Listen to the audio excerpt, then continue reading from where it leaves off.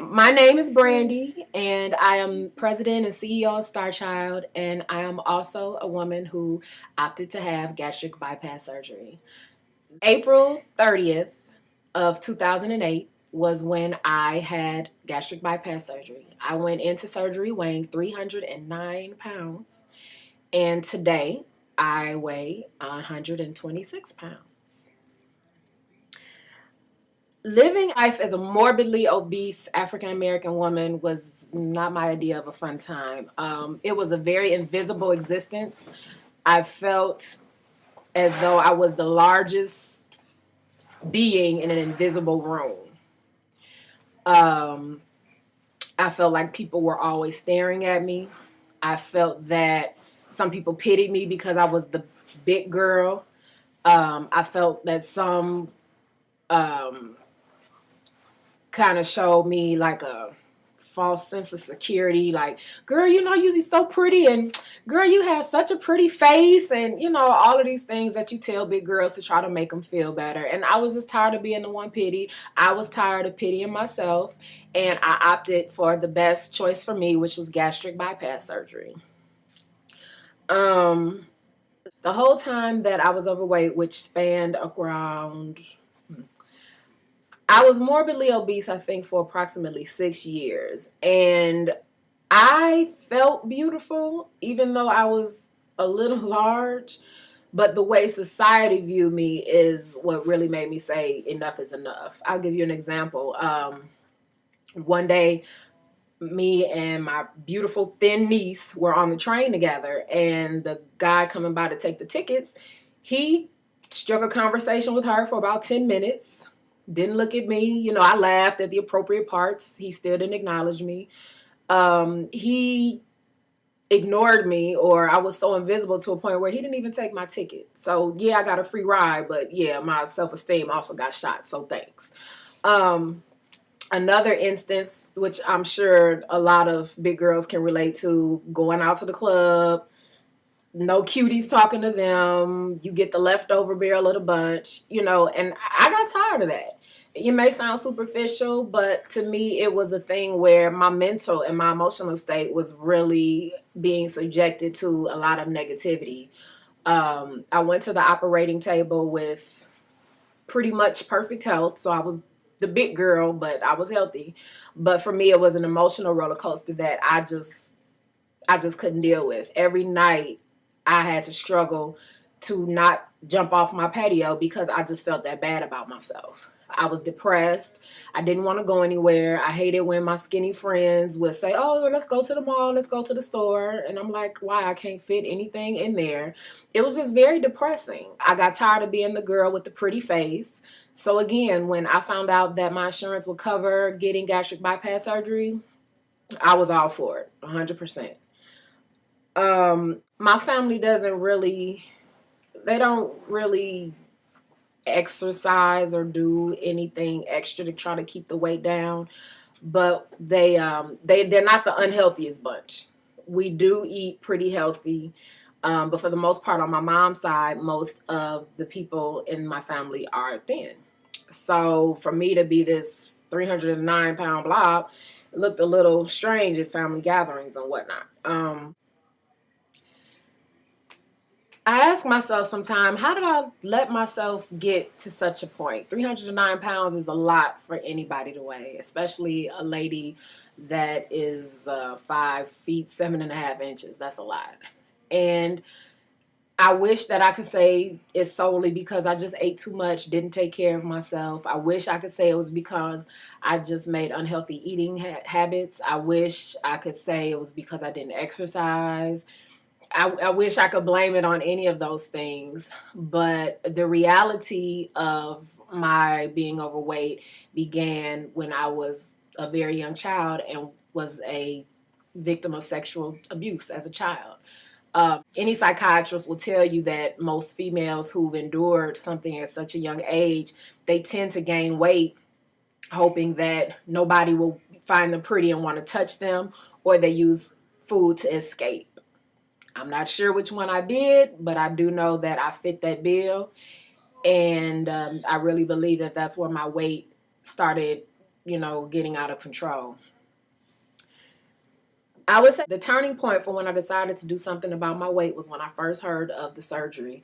A very good friend of mine had the surgery. I watched her go through it. I was there with her, one, to support her, and on an all about me note, to see just how it works.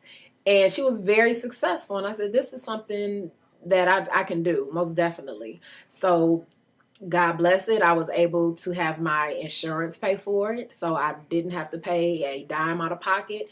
And I went to the operating table, 309 pounds, and I currently weigh 126. So I went from a size 28-30 to a size now 24. So I'm really happy where I'm at now. And not so much just because I think I'm skinny and I'm pretty and all that. It's not about that. It's just the fact that my insides match my outside. When I was big, I felt like I didn't want to talk a lot. I didn't want to be seen because people would be like, ugh, who is that talking? Or, ugh, why don't the fat girl shut up? I just didn't want to be seen.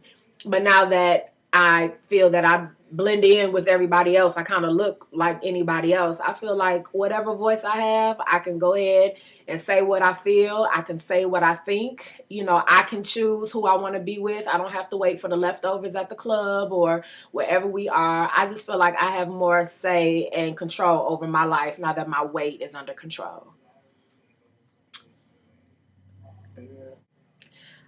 I personally feel every big girl, big guy, overweight person, I still empathetic towards my big brothers and sisters because it wasn't that long ago that I was where they are. What I hate now is when I'm out with family and friends and, they'll point like, oh, she big, she needs the surgery.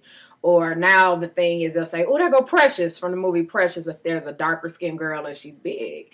And that's not funny to me because everybody has feelings, just think of the things that the beautiful people go through and imagine going through those same feelings, that same heartbreak, those same body issues, and you weigh 309 pounds. It's just not a laughing matter. I think for me, my give back to that section of society is to answer any questions, to be as honest as I can about my surgery, about my weight struggles, about, the things that led me to be 309 pounds and the things that have led me to now be 126 pounds, and just be as honest about it as possible. I promised myself that if I was able to get the surgery that I'd be gastric bypass girl. And this video is allowing me to begin that ministry to let people know there are other options besides having to do it, the healthy way, the old fashioned way where you eat less and you work hard. Not that that doesn't work. I'm not saying that it doesn't, because it does, but that takes time. I will admit, I live in a microwavable society. I want what I want and I want it now. So to me, it didn't feel right to take 4 years to do something that I could do in a year. And that's exactly what happened. Before my year was even up, I was at 135 pounds. So I would say it was very successful. Question I'm always asked, do I need plastic surgery behind my gastric bypass? I will say this. Do I need plastic surgery? Absolutely not. Do I want plastic surgery? I absolutely do. I do have some excess skin issues. Nothing really bad. Nothing crazy looking. It's one of the reasons why I have on this long sleeve shirt, because I didn't want everybody to see my business. But I definitely could use some body contouring, but insurance doesn't cover that because that's totally cosmetic. So, and I shouldn't say it doesn't cover it. It will cover like having your tummy tucked if, and this sounds really gross, if sores start to come in your flaps of skin. I know that sounds nasty, right? Okay, we don't even want to touch that. Okay, in case anyone was wondering what I looked like before, here's a brief montage of pictures, just so you can see where I was when I was 309 pounds. Again, I loved myself. I thought I was beautiful, but I didn't get the same reaction out in the street. So, and I'm not saying now that all eyes are on me when I go out, but at least I can walk out with confidence. Let's make that Godfidence in who I am, what I stand for, and what I want to accomplish. And now I feel like there's nothing that can hold me back. So this is Brandy, CEO, President, Star Child Inc., Visit us on the web, www.starchildmagazine.com. Feel free to add me as a friend on Facebook. I'm Beta Oso Starchild. Again, any questions you have, any speaking engagements, I'm open to definitely discuss my journey, and I hope that I can touch someone else and help someone else as they make the decision that could very well save their lives as it did me. So I want to thank you all for allowing me to share my story. Again, I'm Brandy Cartwright Jones, President and CEO of Starchild Magazine, and that's www.starchildmagazine.com. If you'd like to check us out, I'm on Facebook as Beta, which is B.DA space Oso space Starchild, or you can email me at bda@starchildmagazine.com. Again, thank you so much for letting me tell my story.